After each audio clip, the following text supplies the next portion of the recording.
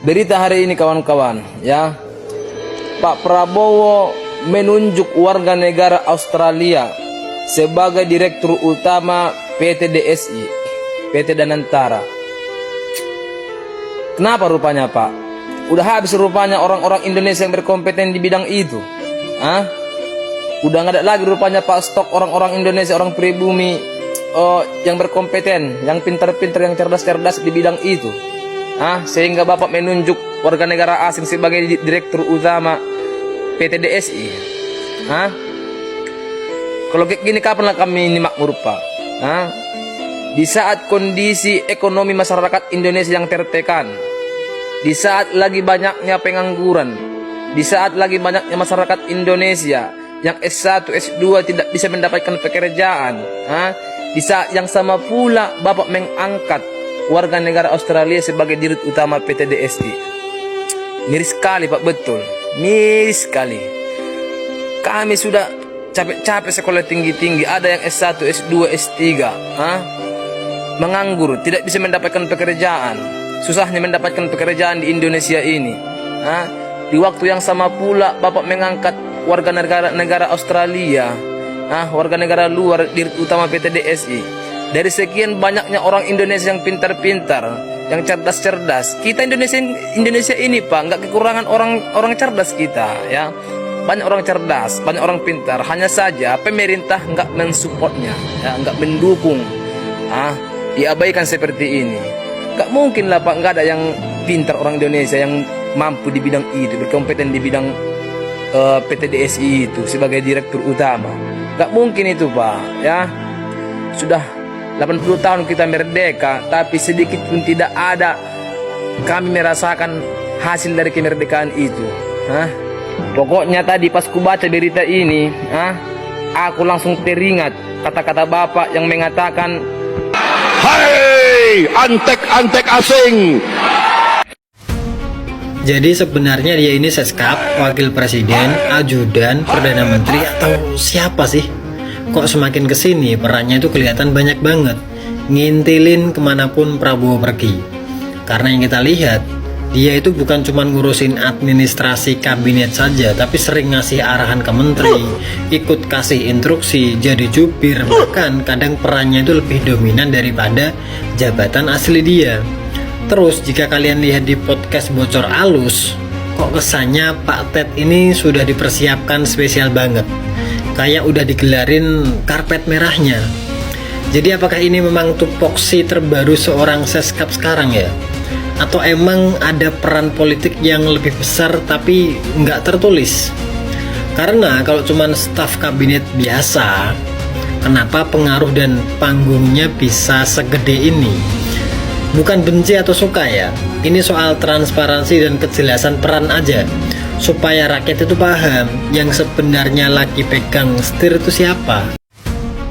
Belum genap 2 tahun menjabat, sekitar 1 tahun 7 bulan, tapi kunjungan ke luar negeri kurang lebih sudah 50 kali.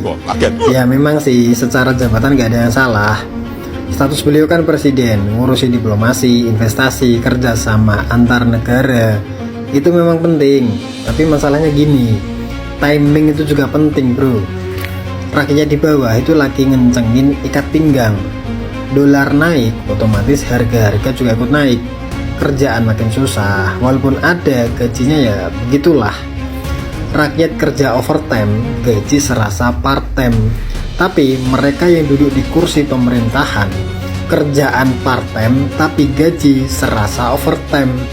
Rupiah kita itu lagi babak belur.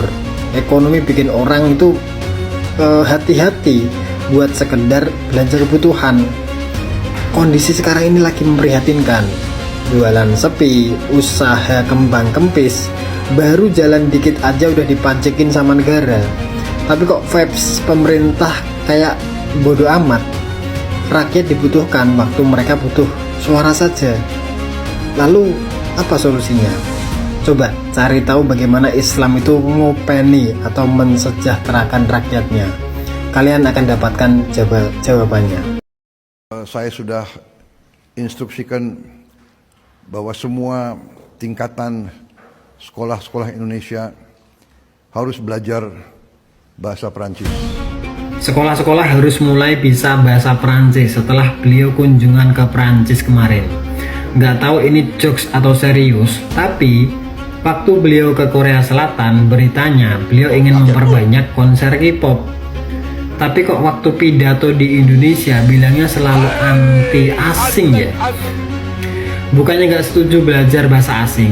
Belajar bahasa asing itu penting, bisa membuka wawasan kita, pendidikan, sampai peluang kerja ke luar negeri itu bisa terbuka. Tapi mohon izin Pak ya, PR pendidikan kita hari ini tuh masih numpuk banget. Masih ada sekolah dengan fasilitas yang timpang. Terus kualitas pendidikan kita juga sering dibandingkan tertinggal dari beberapa negara tetangga dalam berbagai indikator. Terus akses pendidikan di berbagai daerah juga masih belum merata. Belum lagi soal kesejahteraan guru.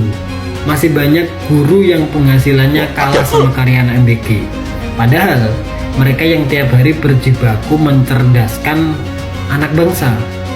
Makanya rakyat itu kadang setengah geram, setengah bingung. Sebetulnya yang paling mendesak itu pondasinya dulu nggak sih Pak?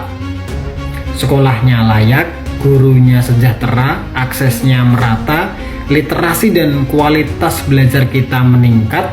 Karena ya jujur aja, mau jago bahasa Perancis, Inggris, Portugis, atau bahasa apapun, kalau kualitas dan sistem pendidikan kita belum menjadi prioritas utama, ya kedaulatan kita masih utuh kan guys. Jadi katanya ada rencana Bandara Kertajati itu akan dijadikan pusat perawatan pesawat Hercules miliknya Amerika. Tapi tenang, mungkin ini cuma kerjasama strategis. Katanya biar ada transfer teknologi, supaya teknologi militer kita semakin maju, industri kita bisa tumbuh dan lapangan kerja bisa kebuka. Dan kabarnya biaya infrastruktur juga ditanggung sama Amerika. Wah, baik banget ya. Tapi ini murni kerjasama atau ada agenda lain? Ini militer loh. Karena kita sering banget dengar kata kedaulatan, kedaulatan pangan, kedaulatan ekonomi, kedaulatan pertahanan. Nah, kalau urusan militer negara besar itu sudah mulai masuk ke sebuah negara, kira-kira ini batasannya sejauh mana? Ada jaminan nggak negara kita nggak bakal diobok-obok? Karena negara besar itu jarang sekali bergerak tanpa adanya kepentingan. Presiden kita lagi di Italia nih guys, setelah dari Prancis kemarin. Ya maklumlah, namanya kan kepala negara, jadwalnya padat. Ketemu pemimpin dunia, agenda diplomasi, kerjasama, investasi, pokoknya super sibuk lah. Macan Asia kan harus mobile. Belum lagi ada Pak Seskap yang super protektif. Dan tentu saja, pasti beliau siang malam itu yang dipikirkan ya nasib rakyatnya. Yang bilang beliau gak mikirin rakyat, pasti buzzer anti pemerintah. Dan perlu kalian catat, tenang saja, wirawiri beliau dan rombongan ke luar negeri itu nggak pakai APBN kok. Harta beliau kan triliunan, ya kan? Kecap Dinda.